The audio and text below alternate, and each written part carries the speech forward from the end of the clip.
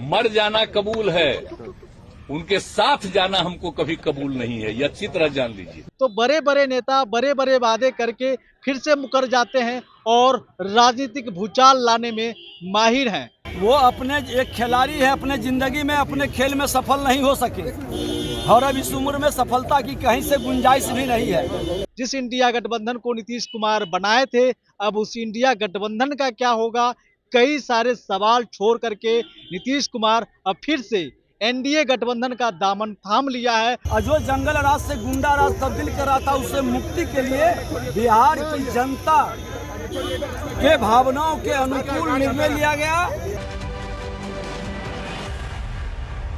बिहार में हर किसी का डिजिग्नेशन बदल जाता है, लेकिन माननीय नीतीश कुमार का डिजिग्नेशन सेम ही रहता है।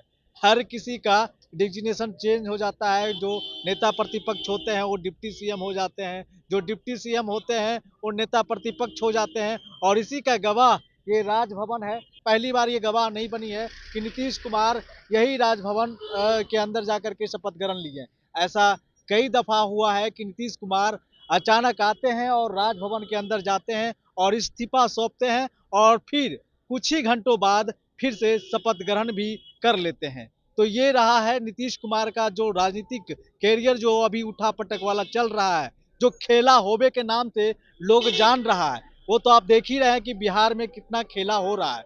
आज जाकर के कि वो खेला की समाप्ति हुई है जब नीतीश कुमार अपने साथ डिप्टी सीएम और 8 मंत्रियों का जब शपथ ग्रहण लिए, तो यही राजभवन उसका गवाह बना और यहीं से फिर नीतीश कुमार अपने आवास की ओर गए। और अब आगे क्या होगा ये भी देखने वाली बात होगी, चूंकि जिस इंडिया गठबंधन को नीतीश कुमार बनाए थे, अब उस इंडिया गठबंधन का क्या होगा, कई सारे सवाल छोड़ करके नीतीश कुमार अब फिर से एनडीए गठबंधन का दामन थाम लिया है। और इसी पे और जब नेता प्रतिपक्ष विजय सिन्हा निकले, तो अब तो नेता प्रतिपक्ष रहे नहीं, अब तो नेता प्रतिपक्ष से उनका डिजिग्नेशन चेंज होकर के डिप्टी सीएम हो चुका है।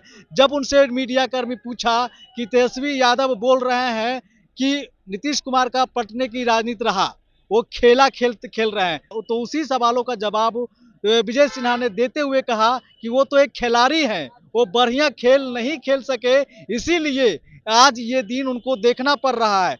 वो अपने एक खिलाड़ी है, अपने जिंदगी में अपने खेल में सफल नहीं हो सके और अब इस उम्र में सफलता की कहीं से गुंजाइश भी नहीं है। मौका मिला था, अच्छे खेल नहीं सके।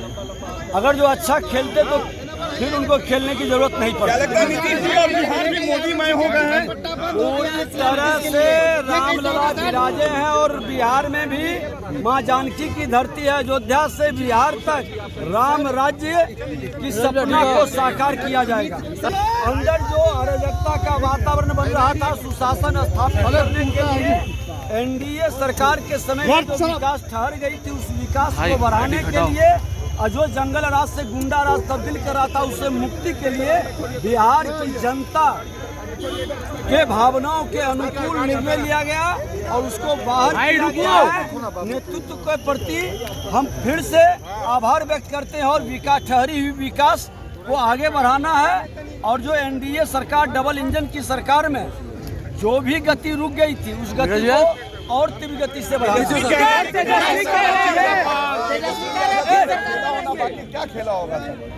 विजय सिन्हा साफ तौर से उन पर तंज कसते हुए कहा है तेजस्वी यादव को कि वो एक खिलाड़ी होते हुए भी अच्छा से खेल नहीं खेल सके, जिसके कारण आज ये दिन उनको देखना पड़ा। अगर वो अच्छा से खेल सकते तो आज ये दिन नहीं देखना पड़ता। और जिस तरफ बिहार जा रहा था उसको रोकने के लिए फिर से हम लोग नीतीश कुमार का साथ दिए हैं और आगे भी देंगे।